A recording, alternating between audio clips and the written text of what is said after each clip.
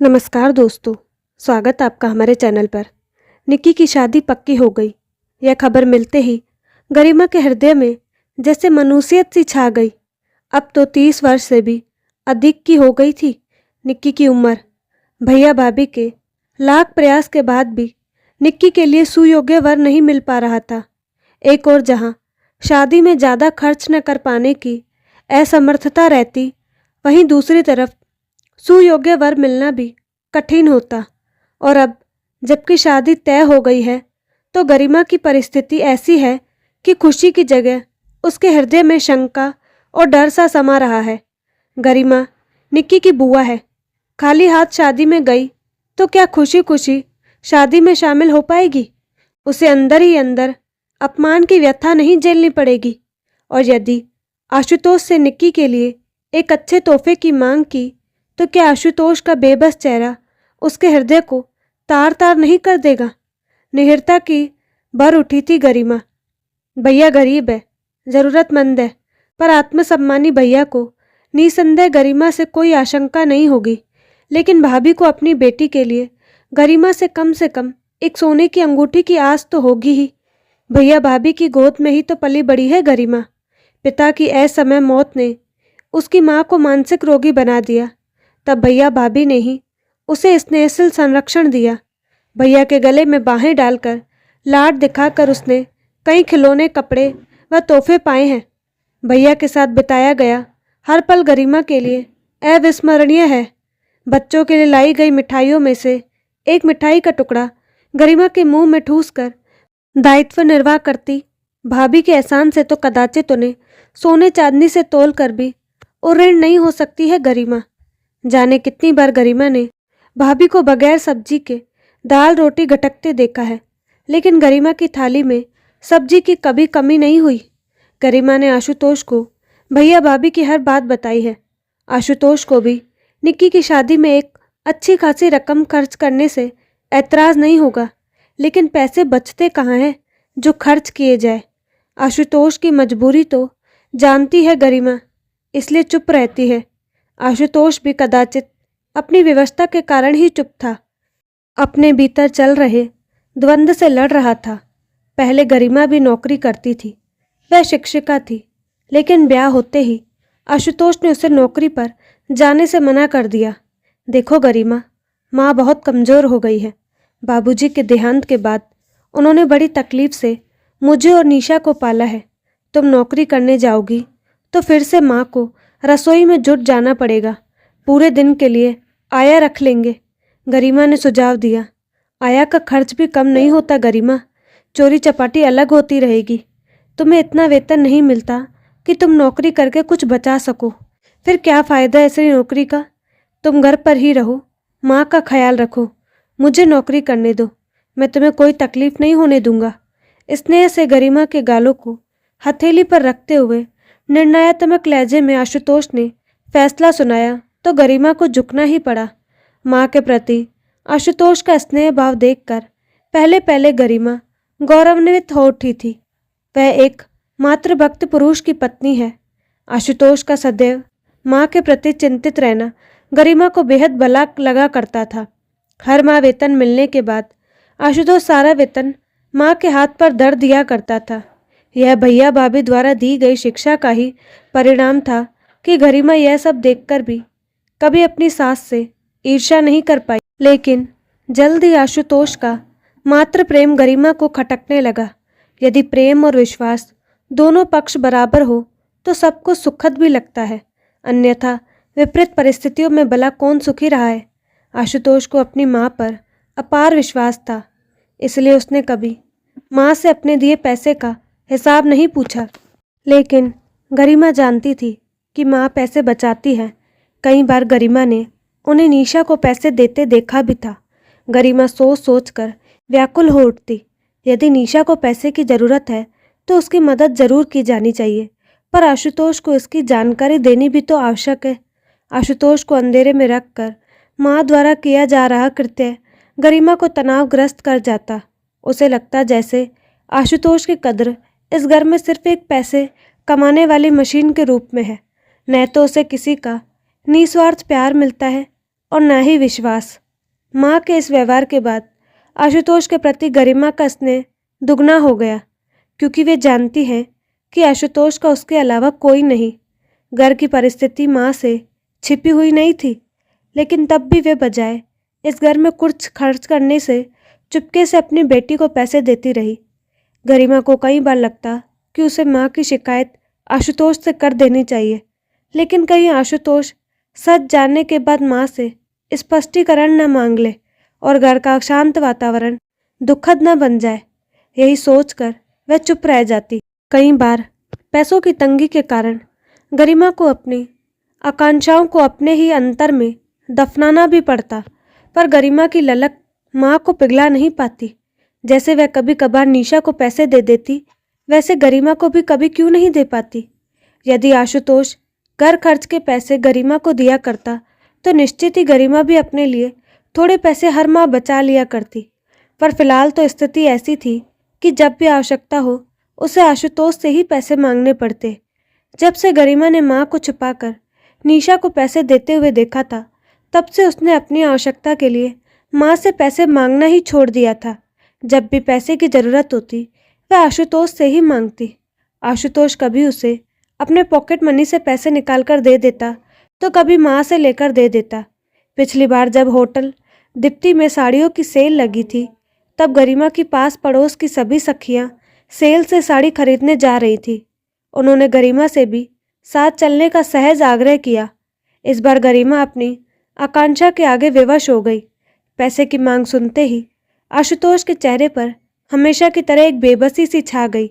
उसे गरिमा के लिए माँ से पैसे मांगने पड़े। माँ ने पैसे तो दिए, पर साथ ही भाषण देने से भी बाज नहीं आई। बहू, अड़ोस पड़ोस की औरतों को देखकर तुम्हारा भी साड़ी के लिए ललकना गलत तो नहीं, लेकिन साथ में यह देख लेना भी जरूरी है कि आशुतोष के कम तनख्वाह से क्या ये संभव है। और फिर तुम्हारे पास साड़ियाँ है तो तुम इस बार तो चली जाओ, पर आगे से ध्यान रखना, ज़रूरत हो तभी कुछ खरीदना, अन्यथा पैसे बर्बाद करने से क्या फ़ायदा। जितनी चादर हो उतना ही पैर पसारना चाहिए बेटी। आज थोड़ा बहुत बचाओगी तो कल तुम्हारे ही काम आएगा। और गरिमा का मन उचाट हो गया। वह सखियों के साथ बेमन से सेल तो देखने गई और एक साधारण सी साड़ी भी खरीदी, लेकिन खुशी से नहीं। सखियों का उल्लासित चेहरा देखकर उसे बार बार अपने आप पर शर्म आती रही, यह सोचकर कि कैसा जीवन है उसका। माँ ने थोड़े से पैसे देते हुए कितनी लंबी चौड़ी बातें सुना दी थी, और सब कुछ सुनकर भी खामोश खड़ा रहा था आशुतोष, जैसे उसे माँ की हर बात मान्य हो। कभी कभी गरिमा बड़ा उपेक्षित महसूस करती। यदि उसने नौकरी नहीं छोड़ी होती तो इच्छा अनुसार अपना जीवन तो जीती, लेकिन अब इन बातों को सोचकर मन मैला करने से क्या फ़ायदा। खैर, जो कुछ भी उसके साथ होता उसे तो वह सहन कर लेती, लेकिन फिलहाल निक्की का ब्याह सिर पर है। कितनी विषम घड़ी आ गई थी। यदि वह आशुतोष से जरा सी जिद करेगी तो निश्चित ही गरिमा की खुशी के लिए कर्ज लेकर इंतजाम कर ही देगा, लेकिन कर्ज लेकर आशुतोष पर बोझ डालना गरिमा को अच्छा नहीं लग रहा था। पर चुप रहना भी तो कोई हल नहीं होगा। आशुतोष से बात तो करनी ही होगी। आशुतोष गरिमा की आकांक्षा जानकर कहीं परेशान न हो जाए, यह सोचकर गरिमा के नेत्र सजल हो उठे। वह तो सदैव यही चाहती थी कि अपनी वजह से आशुतोष को कभी परेशान न होने दे। बेचारा आशुतोष, गरिमा के अलावा उसका ख्याल रखने वाला और कोई भी तो नहीं।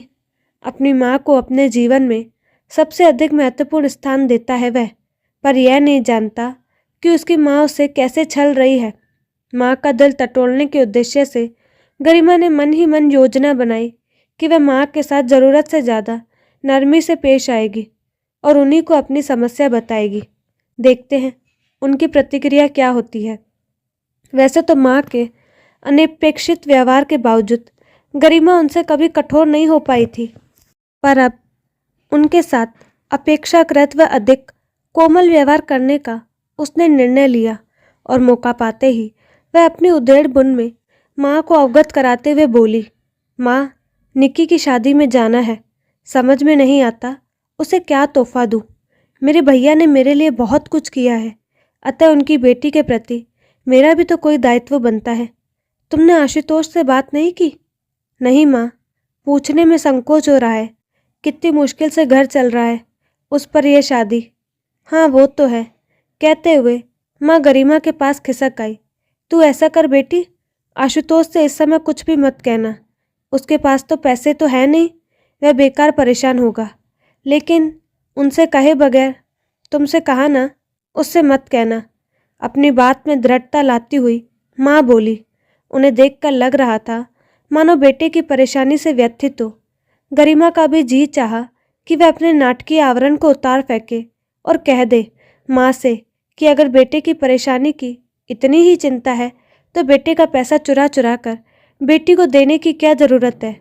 खुद जब बेटे के साथ छल करती है तब तो कुछ नहीं लगता, और उस वक्त चेहरे पर ऐसे स्नेह उमड़ा रही है जैसे उन जैसी ममतामयी माँ और कोई होगी ही नहीं। छी! गरिमा का हृदय माँ के लिए नफरत से भर गया। उसने निर्णय लिया कि वह खुलकर इस विषय पर आशुतोष से बात करेगी। यदि गरिमा को कुछ पैसे मिलते रहते तो आज निक्की की शादी के वक्त यह समस्या नहीं आती। आखिर आशुतोष के पैसे पर गरिमा का भी हक बनता है। गरिमा का हृदय कुंठाग्रस्त हो चला। जब तक वह अपनी व्यथा को आशुतोष के आगे उड़ेल नहीं देगी, मन शांत नहीं होगा। लेकिन उस रात भी गरिमा आशुतोष से कुछ कह नहीं पाई। कारण आशुतोष देर रात को घर लौटा और कहने लगा कि ओवर टाइम कर रहा था। गरिमा पसीज गई। थककर चूर हो गया था आशुतोष। गरिमा को आशुतोष के आराम की चिंता होने लगी। अब इस वक्त कुछ भी कहना संभव नहीं था। माँ के संबंध में कुछ भी कहकर वह आशुतोष की नींद हराम नहीं कर पाई और चुपचाप अपने तनाव को अपने अंदर ही सहेज लिया उसने। सुबह गरिमा का किसी काम में मन नहीं लग रहा था। पूरी रात कुंठित मन लेकर सो भी नहीं पाई थी वह। सुबह माँ ने स्नेहपूर्वक एक दो वाक्य पूछे थे, शायद आशुतोष के देर से आने के बारे में, पर गरिमा उनकी बात अनसुनी कर चुप रही। माँ के चेहरे की तरफ देखने की भी इच्छा नहीं हो रही थी उसकी। कितनी चालाकी से कह रही थी कि तोहफे के बारे में आशुतोष से न कहूँ। वह तो यही सोचती होंगी कि मैं बगैर किसी तोहफे के चली जाऊँ। व्यथित हृदय से गरिमा ने सोचा, ओह, मेरा अपमान हो या सम्मान, उन्हें क्या फ़र्क पड़ता है। उनके लिए तो बेटी ही सब कुछ है। खींच उठी गरिमा, मुंह फुलाए गर्व का काम करती रही। माँ से उनके छल कपट का जिक्र करते हुए लड़ बैठने की इच्छा हो रही थी उसकी, पर आदतन चुप ही रह गई। आज तक कभी किसी से लड़ने जैसी स्थिति गरिमा के आगे नहीं आई थी। लड़ाई झगड़े से सदैव दूर भागने की प्रवृत्ति रही है उसकी। अपनी आदत पर उसे क्रोध भी आ रहा था। उल्टा जवाब देने की आदत होती तो प्रतिक्रिया के बाद थोड़ी सी राहत तो मिलती, पर अब तो अंदर ही अंदर घुटते रहने के अलावा और कोई चारा नहीं था। आशुतोष रोज की तरह 9 बजे ही दफ्तर के लिए निकल गया था। गरिमा सोच रही थी कि वह धीरे से माँ से पूछे कि उनके इस वक्तव्य का भला क्या अर्थ है कि आशुतोष को तोहफे के बारे में कुछ न कहना। वह माँ से बड़ी सुस्पष्ट बातचीत करने का एक निर्णय लेने को मचल उठी। गरिमा को लग रहा था कि वह कब तक माँ के अन्याय को सहती रहेगी। एक बार आवाज़ उठाना तो जरूरी था, ताकि अगली बार से माँ उसके और आशुतोष के खिलाफ कोई षड्यंत्र न कर सके। सच, यह सब षड्यंत्र नहीं तो और क्या था। आशुतोष से कुछ कहे बगैर बंदोबस्त कैसे हो सकता है। ले देकर 8 रोज ही तो शेष रह गए थे निक्की के ब्याह को। गरिमा मन ही मन वो भूमिका तैयार करने लगी जिसका सहारा लेकर उसे माँ से स्पष्टीकरण मांगना था। स्वयं को तैयार कर गरिमा जैसे ही माँ के कमरे की तरफ बढ़ी, देखा माँ तैयार होकर बाहर निकल रही है। मैं जरा निशा के पास जाकर आती हूँ, माँ ने कहा तो गरिमा को लगा चीख कर उन्हें रोक ले, कहे पहले मेरी बात का जवाब दीजिए फिर जाइए, लेकिन कह नहीं पाई। आज फिर उनकी संकोची प्रवृत्ति ने उसे झुका दिया। माँ जा चुकी थी। गरिमा को कोई मार्ग नजर नहीं आ रहा था कि क्या करे, किससे कहे। जी चाहा आशुतोष के दफ्तर में फ़ोन करके उसे घर पर बुला ले और चीख चिल्लाकर अपने मन की भड़ास निकाल दे। एक तो आंतरिक घुटन बर्दाश्त के बाहर हो रही थी, ऊपर से माँ का रवैया और आशुतोष की चुप्पी जानलेवा सिद्ध हो रही थी। पता तो है आशुतोष को भी कि निक्की की शादी में जाना है, मेरा कार्यक्रम क्या है, कब जाना है, कब लौटना है, कुछ भी तो नहीं पूछा उसने। गरिमा त्रस्त हो गई। कई दिनों से लगातार एक ही विषय पर सोचते सोचते वह ऊब गई थी। मानसिक यंत्रणा इतनी बढ़ गई कि वह तकिए में मुंह छुपाकर सिसक कर रो पड़ी। न कुछ बनाने की इच्छा हुई, न खाने की। माँ निशा के घर गई तो शाम को ही लौटेगी। बिस्तर पर पड़े पड़े कब नींद आ गई गरिमा को पता ही नहीं चला। अचानक दरवाजे की घंटी की आवाज़ सुनकर गरिमा हड़बड़ा कर उठ बैठी। घड़ी की तरफ देखा। शाम के 4 बज रहे थे। सारा शरीर थक कर चूर हो गया था।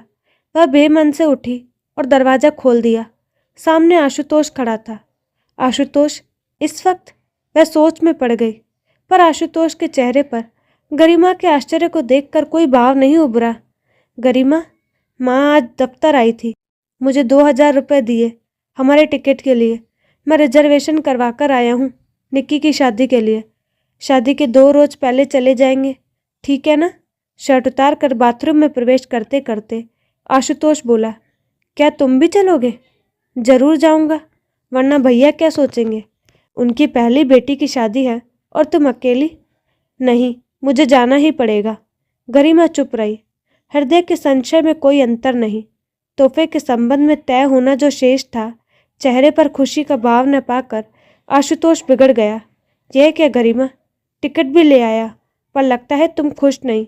आखिर क्या बात है? निक्की को क्या देंगे यह भी सोचा है? निक्की के लिए कंगन लेने तो गई है माँ? क्या? चौंक गई गरिमा। हाँ, उन्होंने तुम्हें नहीं बताया? नहीं गरिमा, माँ पैसे बचा कर रखती थी ताकि ज़रूरत पड़ने पर हमें किसी के आगे हाथ न फैलाना पड़े। आज वह दफ्तर में आकर जब टिकट के पैसे देने लगी तो मैं चकित हो गया कि माँ के पास इतने पैसे कहाँ हैं। तब उन्होंने बताया कि वह घर के खर्चे से पैसे बचाती थी। निशा के बैंक में ही उन्होंने अपना भी एक खाता खोल लिया था। वह निशा के हाथ पैसे जमा करवा दिया करती थी। इस समय उन्होंने पूरे 10,000 रुपये बैंक से निकाले हैं। 8,000 कंगन के, 2,000 आने जाने के। सच्चाई सामने आते ही चकित रह गई गरिमा। आशुतोष, यदि माँ हमें बता देती कि वो पैसे जमा कर रही है, हम अनावश्यक तनाव से तो बच जाते। गरिमा, माँ कह रही थी यदि वह हमें बताती तो हमारी आवश्यकताएं बढ़ जाती। हम में उलझुल चीज़ों को खरीदने की इच्छा जागृत हो जाती। उन्होंने हम दोनों के स्वभाव को समझकर ही ऐसा कदम उठाया था। तुम्हें भी माँ से सब सीखना चाहिए। फिर आगे भी बहुत कुछ बोला आशुतोष, जिसे गरिमा सुन नहीं पाई। वह तो सोच रही थी कि आंखों देखा कानों सुना भी कैसे गलत सिद्ध हो जाता है। उसे तो लगता था कि वह पत्थरों के घर में आ गई है, जहाँ उसकी किसी को परवाह नहीं। पर यहाँ तो सभी उससे प्यार करते हैं, उसके लिए चिंतित रहते हैं। संशयों के दायरे से तो निकल आई थी गरिमा, पर हृदय में चैन अब भी नहीं था। अब तो जब तक माँ के चरण छूकर माफ़ी नहीं मांग लेगी, उसे चैन नहीं आएगा। गरिमा अपने को श्रेष्ठ समझती थी, लेकिन गरिमा की चुप्पी, त्याग, सहनशीलता और कर्तव्य पालन का एक प्यारा सा प्रतिदान देकर माँ ने भी अपनी श्रेष्ठता का एहसास उसे करा दिया। गरिमा को लगा जैसे उसकी सारी अच्छाइयाँ कितनी बोनी सिद्ध होने लगी है, त्यागशील और स्नेही माँ के सामने। तो दोस्तों, आपको कहानी कैसे लगी अपनी राय कमेंट बॉक्स में ज़रूर बताएं और साथ ही हमारे चैनल को लाइक, शेयर और सब्सक्राइब करना ना भूलें। धन्यवाद।